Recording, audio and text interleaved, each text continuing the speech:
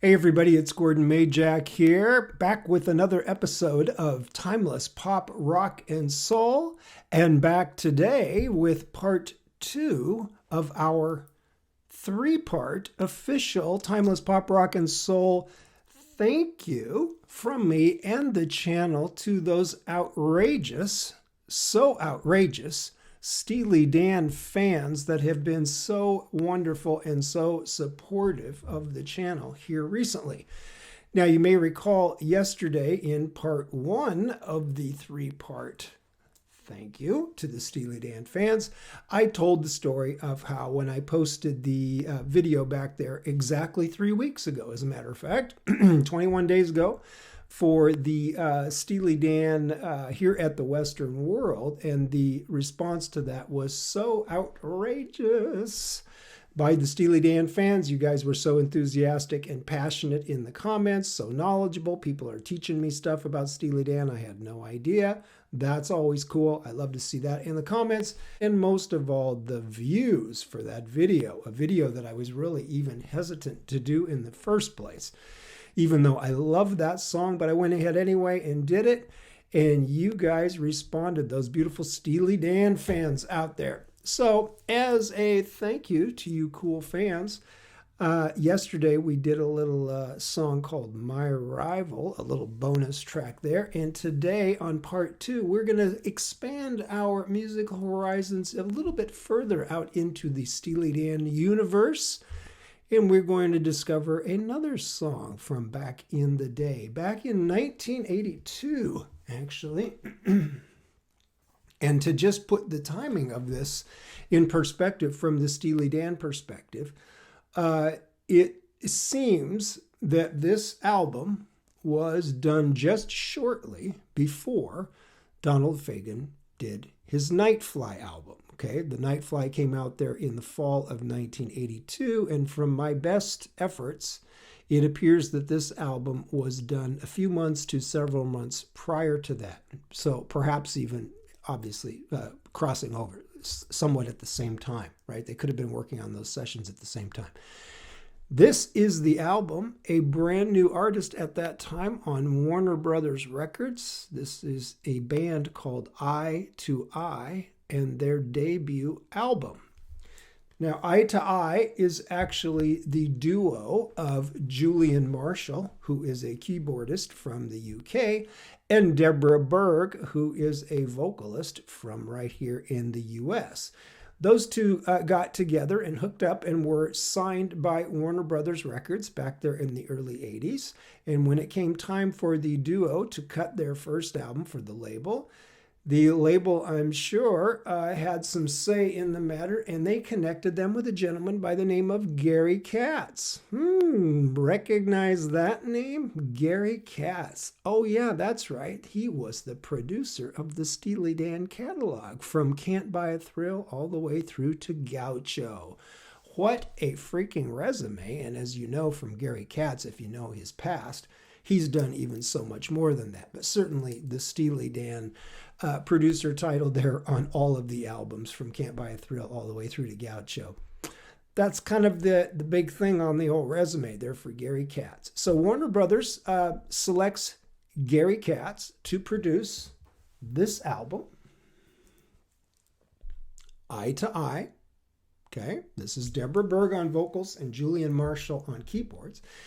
The label selects Gary Katz to produce this album, and Gary Katz hunkers down in the studio with these guys. And of course, the first thing he thinks, being the Steely Dan vet that he is, hey, I better get some of my ringers in here to help me cut this album. So here's who we have on this particular track.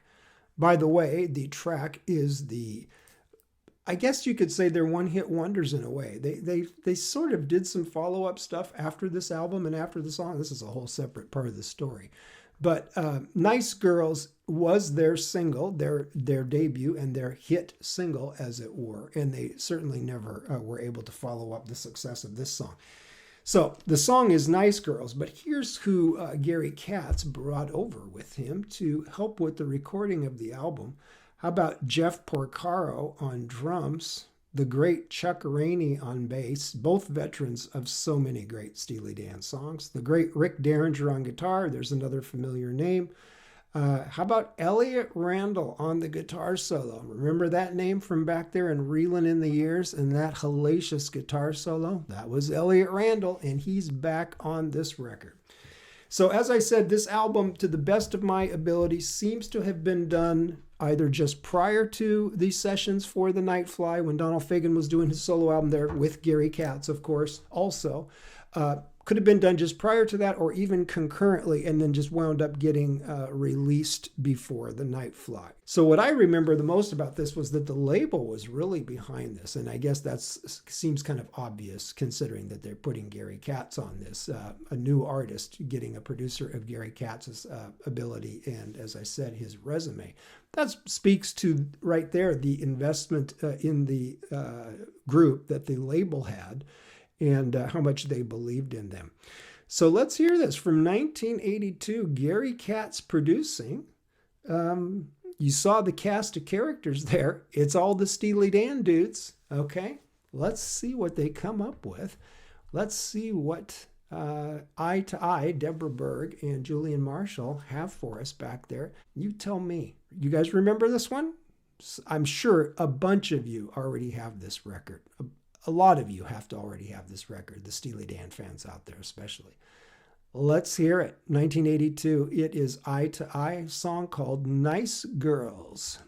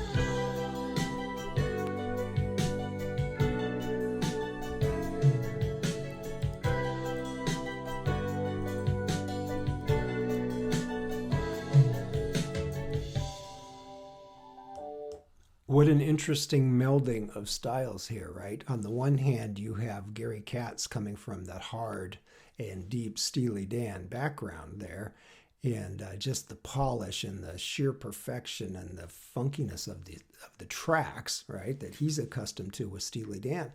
But Eye to Eye here, Deborah Berg and Julian Marshall, very clearly, even though this is 1982, you can certainly pick up some of the more eclectic influences in their style and in their sound there, with a little bit of that sort of synth pop, new wave influence that's absolutely there from their standpoint. And the rest, of course, is Gary Katz and all these incredible musicians that we are accustomed to on Steely Dan.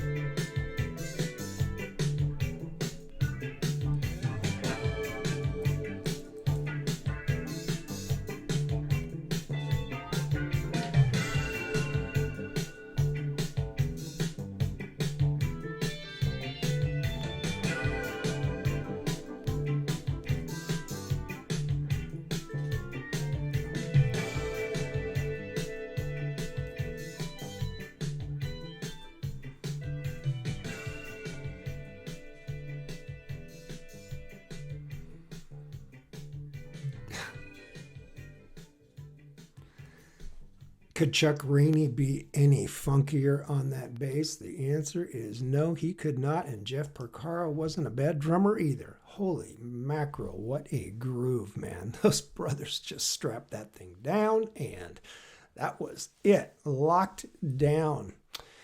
Yeah, that's Eye to Eye from 1982. And you know, I had this album back then on vinyl. I don't think it's ever been on CD. I had the album back then, and my memory, this is vague. Obviously, I remembered this song very well because this was the hit, I guess, as it were, off the album.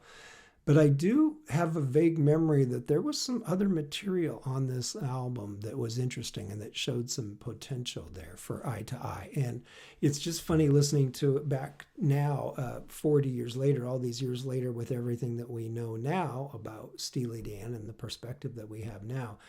It's obvious, you know, hearing this track, Nice Girls by Eye to Eye, there is so much Steely Dan in there, obviously, with the Gary Katz. There's so much Gary Katz and Steely Dan influence on this. And yet, like I said there in the break, it's not Steely Dan. It's clearly another artist. And there's parts of this that are not Steely Dan. And there's just enough of that. There's just enough of Eye to Eye, Deborah Berg on vocals and Julian Marshall on keyboards. There's just enough of that to give it an identity of its own and sort of put it in the Steely Dan universe there in a really nice spot that it occupies all by itself. And then the next thing you know, there in 1982, of course, Gary Katz was on The Night Flight with Donald Fagen, and that album came out, and oh my God, you know, what a masterpiece that was. So certainly, even though Steely Dan at that moment there in 1982 was not active as an entity by that name, certainly, Donald Fagen was doing some work on the Night Fly, and Gary Katz was getting it done all over the place, both with the Night Fly and with this album by Eye to Eye. Now, as I said, I don't think this album ever came out on CD. Pretty sure it didn't. I think I had to download this track. I think I had to buy this track, a low fidelity version, as it were, on one of the music services. I don't think you can get a CD of this, but certainly the vinyl is out there somewhere, and I suspect that quite a few of you Dan Fam members out there, you outrageous Steely Dan fans, I suspect that many of you already have this album in your collection. Hopefully we turned a few people on to something a little bit new and different. Eye to Eye, Nice Girls, 1982. As I said, occupies a pretty cool little niche in the Steely Dan cosmos there. And certainly something that Gary Katz can be very proud of what he helped Eye to Eye accomplish there.